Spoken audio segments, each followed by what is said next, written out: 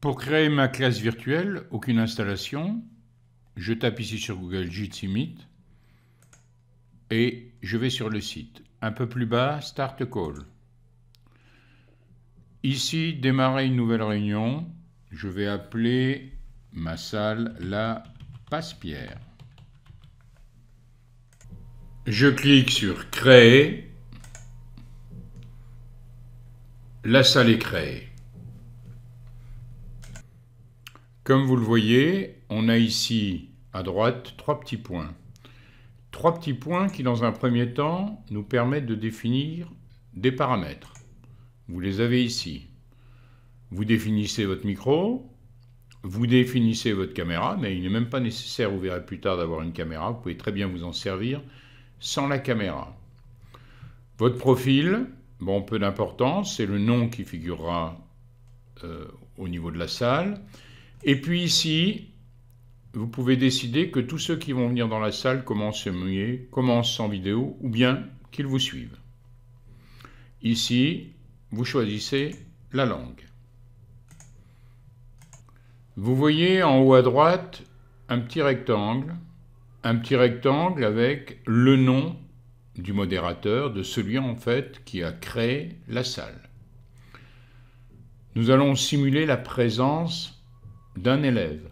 Bon, il pourrait y en avoir 20, 30, c'est illimité. L'intérêt de Jitsi Meet, c'est qu'on peut également s'y connecter très facilement avec n'importe quel smartphone. Que ce soit un iPhone ou un Android, pas de problème. Vous allez d'abord installer l'application. Vous tapez ici, bien sûr, Jitsi Meet. On l'ouvre.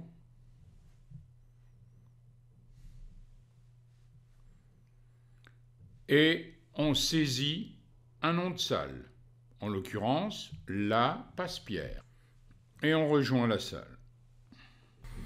Comme on peut le constater, on a donc le modérateur et ici l'invité qui vient d'arriver. Bon, il n'a pas changé son nom, d'office Jitsi le nomme Fellow Jitster, ça veut dire quelqu'un qui suit Jitsi, mais il peut bien sûr changer son nom et il voit actuellement tout ce qui se passe dans notre salle. Vous avez bien compris que si vous confiez cette adresse meet.jit.si/lapasspierre à tous vos élèves, à tout moment, ils peuvent rejoindre cette salle. Alors voyons l'intérêt de l'application. Dans un premier temps, on pourrait se dire que cela se limite, et ça serait déjà énorme, à pouvoir écrire directement devant les élèves. Pour ça, on retourne la webcam, on la retourne ici, par exemple sur le bureau. Vous voyez ici clairement le matériel, c'est ce que voient tous les élèves au moment où vous travaillez. Vous pouvez très bien alors faire cours et puis montrer différentes constructions, etc. Bon, en ce qui me concerne, c'est les mathématiques, mais bien sûr, vous pourriez très bien travailler sur un texte. Mais l'intérêt de Jitsi est beaucoup plus grand que cela. Voyons quelques outils bien intéressants. Vous voyez ici que vous pouvez rendre votre haut-parleur actif ou muet. Ici, vous pouvez bien sûr arrêter votre caméra. Ici, si vous cliquez, bien sûr, vous quittez l'application. À votre gauche, et ceci tous les élèves l'ont, une main qui vous permet de vous signaler. C'est-à-dire, si vous cliquez sur votre main, vous informez le modérateur que vous voulez prendre la parole. Un peu comme si vous leviez la main en classe. Très intéressant ici, le chat. Il permet à chaque élève de s'exprimer. Il permet bien sûr à vous-même de répondre. C'est très intéressant pour voir l'évolution au niveau de votre classe, par exemple, ou au niveau des élèves qui sont présents. Vous pouvez envoyer un message privé à un élève. Il n'y a que lui qui le lira sur son chat. Donc j'envoie un message privé. À ce moment-là, il est le seul à le lire. Quand je veux sortir du mode privé à cet élève, je clique ici. Très intéressant, si vous avez un lien à partager, vous copiez le lien. À ce moment-là, ce lien, il apparaît directement et les élèves n'ont plus qu'à cliquer dessus pour pouvoir le voir. Je clique et nous avons à ce moment-là le lien qui apparaît directement. Attention, là le lien, en l'occurrence, il n'est pas partagé. Quand j'ai cliqué dessus, il apparaît ici comme un nouvel onglet. Fermons le chat. Vous avez vu qu'il y a 3 petits points ici sur chaque élève. Vous pouvez très bien couper le micro de l'élève en question. Vous pouvez même l'exclure. Et vous avez ici Mute Everyone Else. Ça veut dire que vous allez, pendant quelques instants, couper le micro. Qu'est-ce qui se passe? Tous les micros des élèves sont coupés. Et à ce moment-là, vous avez le temps de faire passer le message. Alors attention, il faut que vous rebranchiez évidemment votre micro, hein, et eux-mêmes peuvent le remettre en route à tout moment. Mais ça vous permet, quand vous faites cours, à certains moments, s'il y a un peu trop d'échanges, de couper ces échanges. Vous avez ici, sur les 3 petits points qui sont en bas à droite, vous avez plusieurs options dont certaines ne fonctionnent pas parce que les serveurs sont souvent surchargés. Vous pouvez ajuster votre qualité vidéo pour avoir moins de bandes passantes de consommer. Vous pouvez enregistrer votre session. Vous pouvez directement partager une vidéo YouTube, mais on va voir qu'avec les onglets Chrome, c'est plus pratique.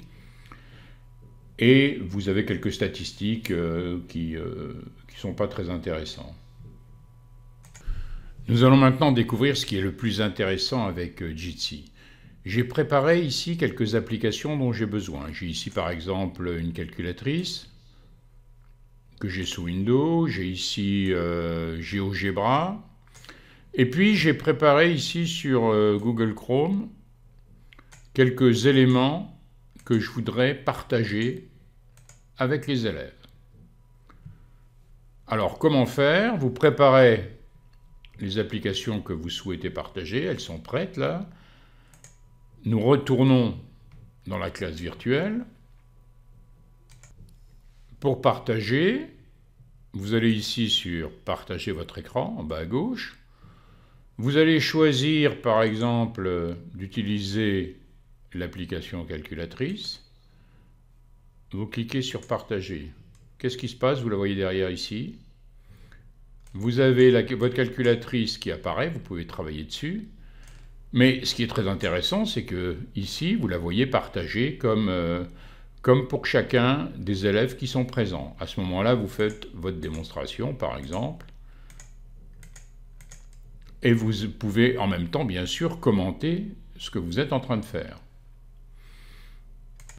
Pour arrêter le partage, vous avez ici « Arrêter le partage » qui peut se trouver plus bas au niveau de votre barre des tâches. Vous avez « Arrêter le partage », vous arrêtez le partage et vous retrouvez bien sûr votre environnement. Alors, ce qui est intéressant également, c'est que quand vous partagez l'écran, vous pouvez partager les onglets de Chrome.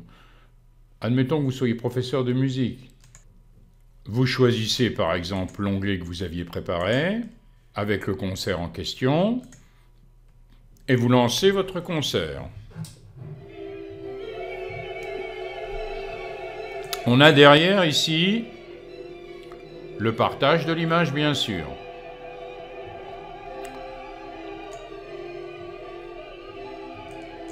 On arrête le partage. On coupe le son. Vous êtes professeur d'art plastique.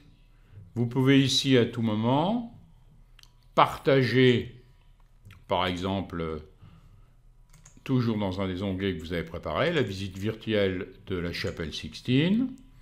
Vous y êtes et vous pouvez ainsi visiter et commenter avec les élèves la chapelle Sixtine. On arrête. En allemand, par exemple, vous avez sélectionné un document comme celui-ci. Es ist Zeit zum Aufstehen. In der Küche steht das Frühstück bereit. Zieh dich an und komme dann in die Küche. Vous voyez l'intérêt du dispositif. Vous préparez les outils dont vous avez besoin et à tout moment, vous pouvez les partager. Pour être complet, vous pouvez mettre une vue mosaïque avec tous les éléments. Vous auriez ainsi tous les élèves si vous aviez 20 ou 30 élèves. Vous pouvez également ici mettre un mot de passe en cliquant sur le i. Vous pouvez ajouter un mot de passe à votre salle. Jitsi est open source, crypté, donc beaucoup de sécurité. Et puis vous êtes sur des serveurs qui ne risquent pas d'être saturés. Voilà l'intérêt de cet outil pour faire classe.